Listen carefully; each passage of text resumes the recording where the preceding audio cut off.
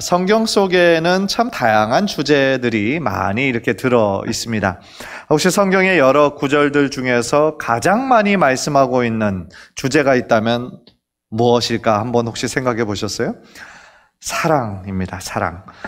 그것은 너무나 이해가 되죠. 하나님은 사랑이시기 때문에, 그렇죠? 하나님은 사랑이시고 우리를 너무나 사랑하셔서 자신의 아들 독생자 예수 그리스도까지 우리들에게 주신 분이시기 때문에 하나님은 사랑의 하나님이시기에 또 그 사랑이라는 주제가 구약 신약에 걸쳐 가장 많이 나온다라는 것은 너무나 우리가 쉽게 이해가 됩니다.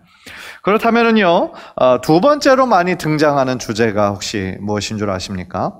이거는 여러분들 전혀 예상치 못하실 거예요. 돈에 관한 것이라고 합니다. 사실 저도 이것을 보고 좀 놀랐는데요.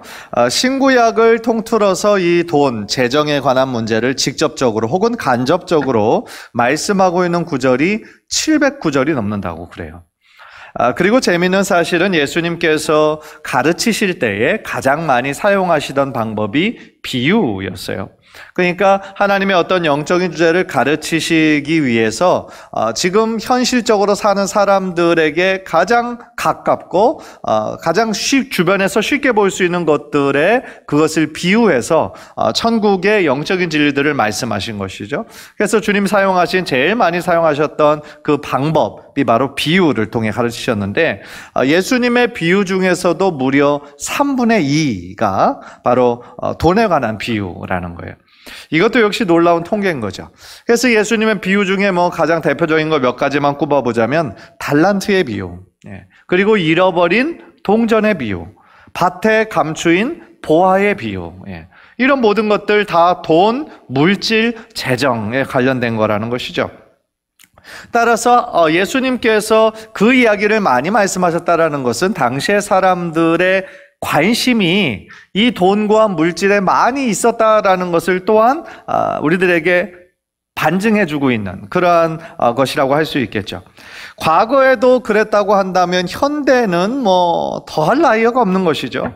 물질주의 시대에 자본주의 시대, 신자본주의 시대에 우리가 살아가고 있기 때문에 돈과 물질에 대한 관심은 없는 사람이 없는 것이죠.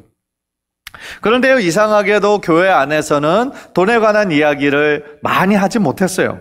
왜냐하면 돈에 관해서 다양하게 생각하는 사람들의 이 여러 존재하고 있기 때문인 것이죠. 예를 들어 보면 어떤 사람들은 돈이 많은 거, 많이 버는 걸 하나님의 축복이라고 생각하는 사람도 있지만 반면에 어떤 사람들은 신앙생활을 유지하는 데 있어서 그것은 위험하다라고 생각하는 사람들도 있어요.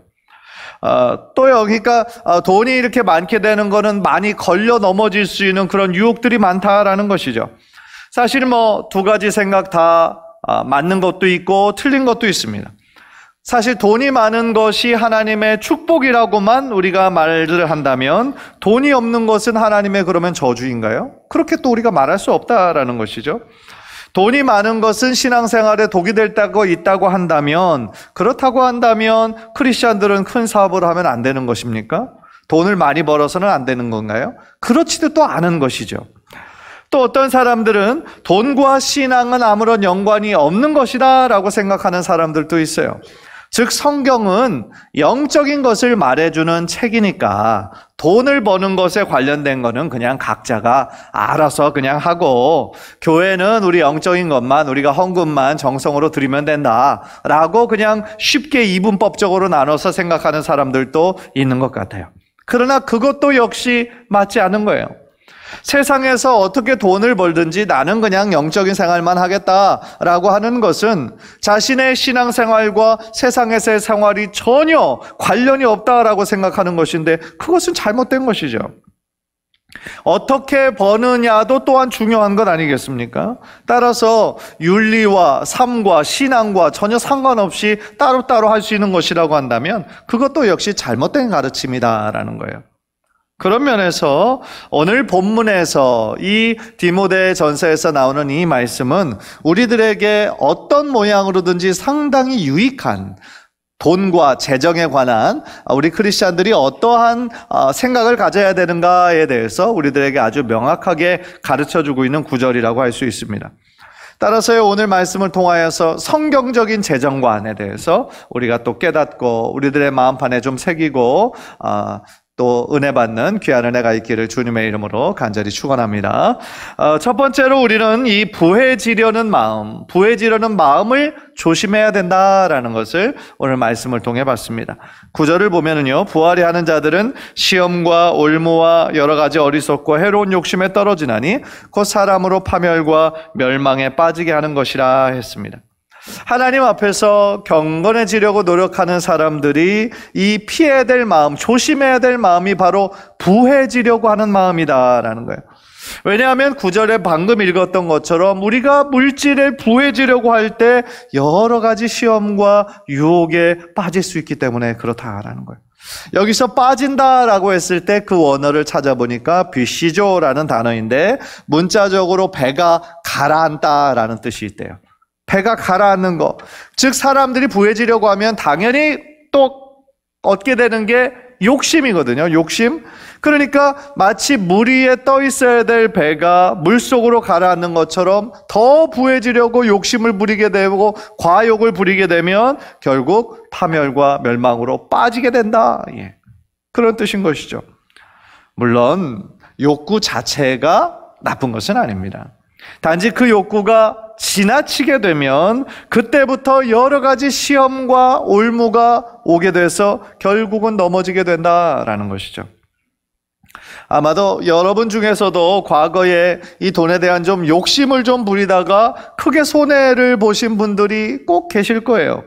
지금 그 일을 하면 막 돈을 많이 벌 수 있다라고 해서 무리하게 시작하고 혹은 확장하다가 나중에는 그것을 감당하지 못하는 것이죠. 그런데 그때는 욕심이 제어가 되지를 않는 거죠.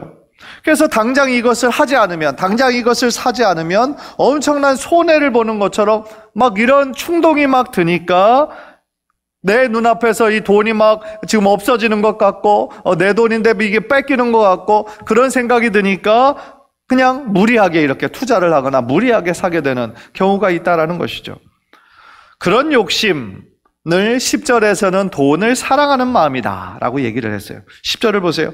돈을 사랑함이 일만하게 뿌리가 되나니 이것을 탐내는 자들은 미혹을 받아 믿음에서 떠나 많은 근심으로써 자기를 찔렀도다 라고 얘기해요. 돈 자체가 악이 아니에요. 돈 자체가 악이 아니라 돈을 사랑하는 것이 악의 뿌리가 된다라는 거예요. 다시 말하면 그 돈을 사랑하는 거, 그래서 우리들의 모든 관심을 오직 돈 많이 버는 것에만 우리가 집중하게 되면 그것으로 인해 악의 근원이 생기고 여러 가지 어려움이 생길 수 있다라는 것이죠.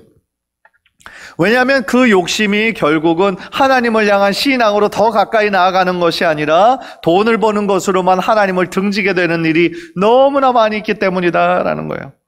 돈 버는 것이 지금 너무 재밌는데 주일을 빠지고 교회 나올 수가 있겠어요?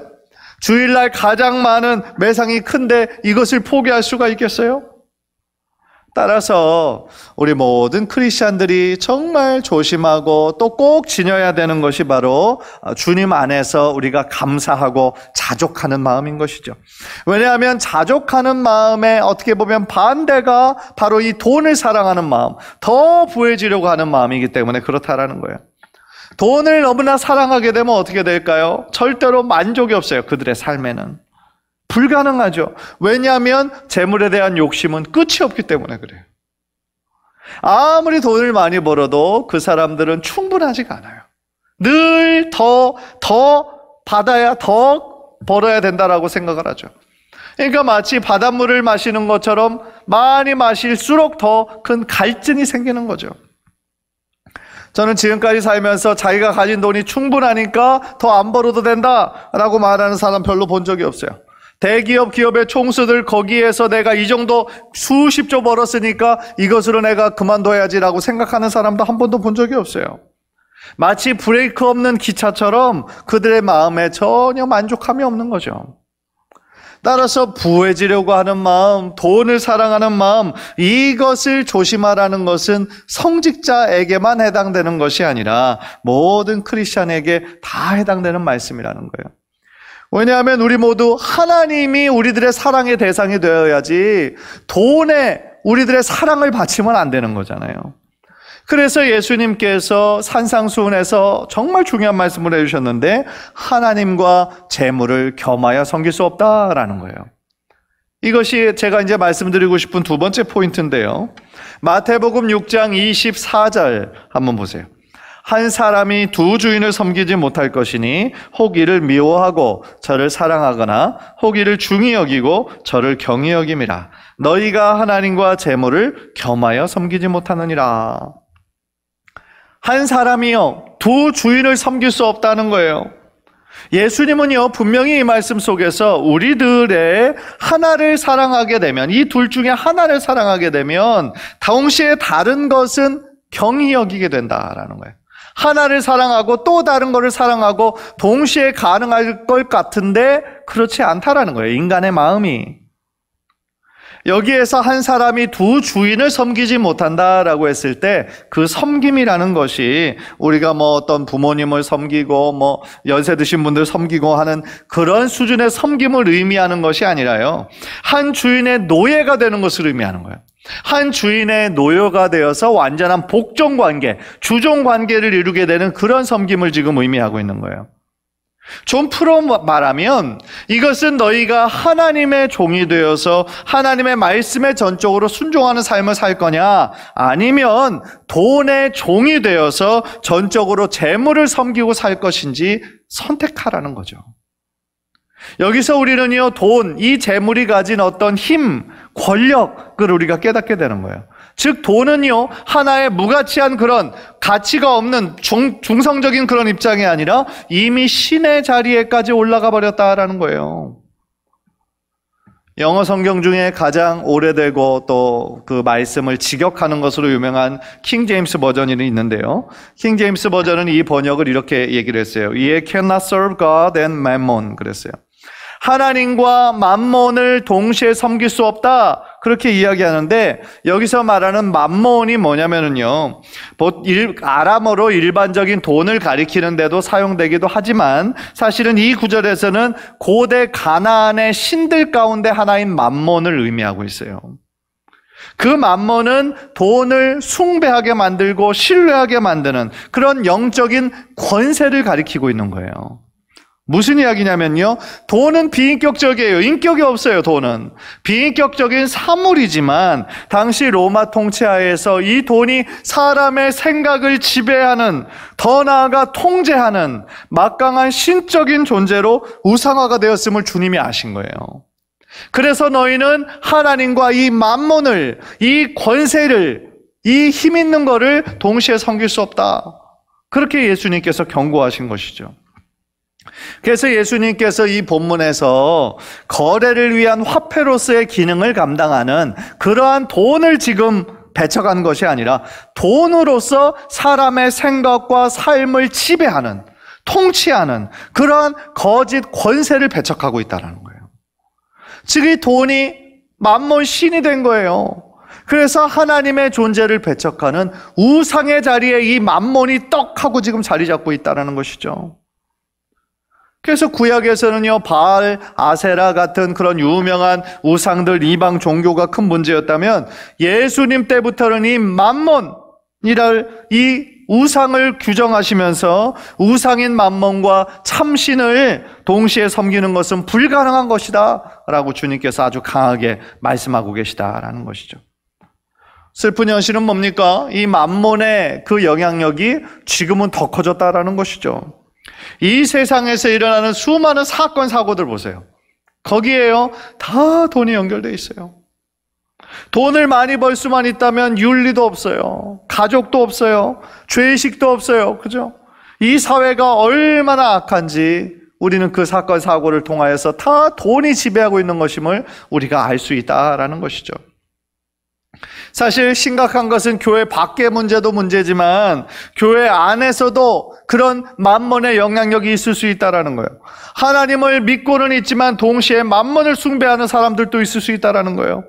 대표적인 그러한 형태가 기복주의예요. 기복주의. 교회를 다니는 이유도 다 눈에 보이는 어떤 물질적인 축복만 받기 위해서 교회 다닌다라고 한다면 그거는 너무나 잘못된 거라는 거예요. 물론 하나님은 우리들에게 축복하시기를 기뻐하시는 분이세요. 만복의 근원이세요. 그러나 그 축복 중에 하나님이 주시는 이 세상으로 가치로는 따질 수 없는 엄청난 축복, 영적인 축복을 우리들에게 많이 허락하시죠. 그런데 오직 그냥 눈에 보이는 물질만 우리가 그냥 받는 것에만 집중하고 있다면 그것은 반쪽짜리만 알고 있다는 것이죠. 안타까운 것이죠. 하나님을 믿는 그 목적 자체도 역시 너무나 세속적일 수 있다는 거예요. 오늘 이 말씀이 재물에 관한 말씀을 준비하면서 마태복음 6장을 다시 한번 좀 천천히 읽어보니까 19절부터 34절까지 하나님께서 재물에 대한 그런 주제로 여러 군데를 말씀하신 적이 있어요. 그래서 너희를 위하여 보물을 땅에 쌓아두지 말고 하늘에 쌓아두라, 이런 말씀도 있고요. 네 보물 있는 그곳에 네 마음도 있다, 그 유명한 말씀도 있고요. 그리고 무엇을 먹을까 입을까 마실까 염려하지 말아라, 그런 걱정은 다 이방인들이 구하는 것이다, 그렇게 말씀하시면서 너희 아버지께서 이 모든 것이 너희에게 있어야 할 것을 아신다, 그렇게 말씀하신 구절도 있었어요.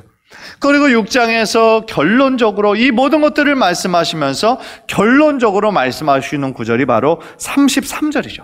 마태복음 6장 33절, 우리 한번 다 함께 화면을 통하여서 읽겠습니다. 시작. 그런즉 너희는 먼저 그의 나라와 그의 의를 구하라. 그리하면 이 모든 것을 너희에게 더하시리라. 아멘. 이 구절에 어떻게 보면 예수님이 말씀하신 이 산상수훈의 전체적인 핵심과 결론이 이 말씀 가운데 있는 거예요. 왜냐하면 우리가 추구해야 될 최고의 가치가 어디에 있느냐? 바로 하나님의 나라, 하나님의 다스리심, 하나님의 통치를 받는 것, 그것이거든요. 그런데 안타까운 것은 사람들이 이 주제에 관심이 있는 것이 아니라 무엇을 먹을까, 무엇을 마실까, 무엇을 입을까, 여기에만 관심이 있다는 거죠. 단순히 이 의식주의 문제를 해결하는 데 있는 것이 아니라 자신을 더 행복하게 해줄 수 있는 것, 그것이 하나님이 아니라 돈과 물질을 더 추구하는 마음이 그 안에 있다면 그것은 심각한 문제가 된다라는 거죠. 사랑하는 성도 여러분, 우리가 성도로서 추구해야 하는 최고의 가치는 돈과 물질이 아니라 오직 하나님께 두어야 될 줄 믿습니다. 우리가 돈을 사랑하고 돈만을 추구하게 되면 어떻게 돼요? 그것이 어느새 내 인생의 주인이 되어버리는 거예요. 그것이 돈의 습성이고 돈이 가진 힘이에요. 그러나 우리들의 인생의 최고의 가치를 돈이 아니라 하나님께 둔다면 나머지 우리가 살면서 필요한 모든 것을 하나님께서 아시고 풍성한 방법과 은혜로 채워주실 줄 믿습니다. 그것이 우리들의 신앙의 고백인 거예요. 왜냐하면 하나님이 하나님의 자녀를 왜 입히시지 않으시고 왜 먹이시지 않으시겠어요? 저 들에 핀 백합화도 저 공중에 나는 새도 하나님의 방법으로 다 알아서 입히시는데 하나님의 사랑받는 자녀인 우리를, 하나님의 형상으로 존귀하게 태어난 우리들을 왜 신경 쓰지 않으시겠어요? 따라서 어떤 상황 속에서도 우리 안에 이런 믿음이 있었으면 좋겠어요. 하나님께서 나의 필요를 그 누구보다도 가장 잘 아시는 분이시다.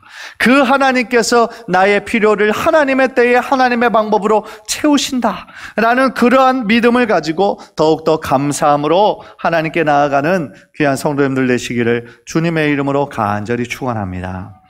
마지막으로요, 우리가 재정에 관해서, 이 돈에 관해서 기억해야 될 말씀은 최고의 가치는 하나님께 두는 것이 아니라 최고의 가치는 재물에 두는 것이 아니라 오직 하나님께 두어야 된다라는 것이죠. 디모데전서 6장 17절 우리 한번 다 함께 한번 읽겠습니다. 시작. 네가 이 시대에서 부한 자들을 명하여 마음을 높이지 말고 정함이 없는 재물에 소망을 두지 말고 오직 우리에게 모든 것을 후히 주사 누리게 하시는 하나님께 두며. 아멘. 부자들에게 지금 뭐라고 얘기하냐면 교만하지 말라는 거예요. 돈이 많게 되면 쉽게 교만해진다라는 것이 이 안에 들어있는 교훈이죠. 어떻게 보면 돈이 많으면 많을수록 겸손해지기가 힘이 드나 봐요. 자신이 소유한 것에 가치를 두니까 거기에 하나님을 사랑할 수 있는 마음이 들어가지를 않는 것이죠. 따라서 바울은 정함이 없는 재물에 소망을 두지 말아라 그랬던 거예요. 정함이 없다라는 것은 세번역 성경을 보니까 덧없다, 덧없는 재물에 소망 두지 말아라. 또 영어 성경으로 보니까 uncertain, 불확실한 거다. 그렇죠. 시간이 지나면 없어지고 언제나 불확실한 것이 바로 돈의 성격 아닙니까? 따라서 그런 것에 시간 지나면 없어져 버리고 또 덧없는 것에 소망을 두면 얼마나 우리가 환경과 상황에 따라 우리들의 마음과 믿음이 요동치겠어요. 그렇죠? 따라서 재물은 늘 불확실한 것이고 있을 때도 있고 없을 때도 있는 것이기 때문에 그런 너무나 유동적인 재물에 우리들의 마음의 소망을 두지 말고 오직 하나님께 우리들의 참 소망을 두어야 된다. 그래야 절대적으로 흔들리지 않는다라는 하나님의 말씀인 것이죠. 그래서 여기에 바울의 귀중한 신앙 고백이 들어있는 거예요. 하나님은 오직 우리에게 모든 것을 후히 주사 누리게 하시는 분이다 라는 거예요. 우리말 성경 버전으로 보니까 오직 우리에게 모든 것을 풍성히 주셔서 즐기게 하시는 하나님이다 이렇게 표현하고 계세요. 그렇죠. 우리가 믿는 하나님이 이렇게 좋으신 하나님이시라는 거예요. 우리의 즐거움을 위해서 모든 것을 풍성하게 공급해 주시는 하나님, 그분이 바로 저와 여러분의 아버지가 되신 줄 믿으시기를 바랍니다. 저도 새 아이의 아버지로서 우리 아이들이 어떤 것에 결핍을 느끼면서 살아가는 거 원치 않아요. 물론 아이들이 사달라고 하는 거 다 사준다라는 그런 의미는 아니에요. 아이들의 필요에 따라 어떤 것은 분명히 너 안 돼, 이거는 네 욕심이야, 필요 없어, 분명히 얘기하죠. 그러나 우리 아이들이 정말 필요한 것이 있다라면 어떤 방법으로든지 사주고 싶은 마음이 아버지의 마음인 거죠. 왜냐하면 아이들이 행복해하는 모습을 보면 사주는 사람도 같이 행복해지는 거잖아요. 그것이 아버지의 마음이라는 것이죠. 그런 면에서 저는 우리가 믿는 하나님이 인색하신 분이 아니시라는 것에 마음에 확신이 있어요. 하나님은 하나님의 자녀들이 행복하고 주님 안에서 기뻐하는 삶을 살기를 원하시는 분이시기 때문이다라는 것이죠. 사랑하는 성도 여러분, 돈 자체는 이 세상에서 중요한 거죠. 하나님의 사역을 하는 데 있어서도 필요하고요, 선교 사역하는 데 있어서도 분명히 필요한 겁니다. 그러나 돈을 사랑하는 것이 우리들의 인생의 목적이 되면 어떻게 된다고요? 이것이 우리들의 주인이 되어버려요. 그렇게 되면 우리가 우리의 목적에 따라 돈을 하나님의 영광을 위해 사용하는 것이 아니라 어떻게 돼요? 돈이 내 인생의 주인이 되어버리는 거예요. 그래서 내가 원하는 것에 쓰이는 것이 아니라 이 세상의 신을 따라 이것이 쓰이게 된다라는 것이죠. 거기에는 윤리도 없어지게 되고 나중에는 하나님으로부터 완전히 멀어지게 되는 거예요. 왜냐하면 물신, 만몬을 섬기다 보니까 그렇게 된다는 거죠. 그렇기 때문에 우리들에게 더욱더 필요한 것이 어떤 능력이겠어요? 말씀의 능력이고 경건의 능력인 거죠. 말씀과 경건의 능력이 우리 안에 확실히 자리 잡고 있을 때 우리들 내면이 더욱더 올바른 질서가 잡히게 되고 어떤 환경과 상황에도 흔들리지 않는 견고한 믿음으로 변하게 될 줄 믿습니다. 따라서 우리가 섬겨야 하는 것은 신의 자리까지 올라가 버린 그 돈과 물질이 아니라 만물의 창조자요, 지금도 이 모든 만물을 하나님의 뜻대로 주관하고 계시는 하나님만, 참 하나님만 의지하고 섬겨야 될 줄 믿습니다. 간절히 바라기는 세상의 사람들처럼 돈의 권세에 굴복해서 돈을 주인으로 섬기는 자들이 아니라 오직 하나님의 권세와 하나님의 뜻에 따라 순복하는 자들이 되어서 이 돈을 우리가 어떤 선한 방법으로 잘 벌어서 하나님께 영광 올려드리는 귀한 성도님들 모두 되시기를 주님의 이름으로 간절히 축원합니다.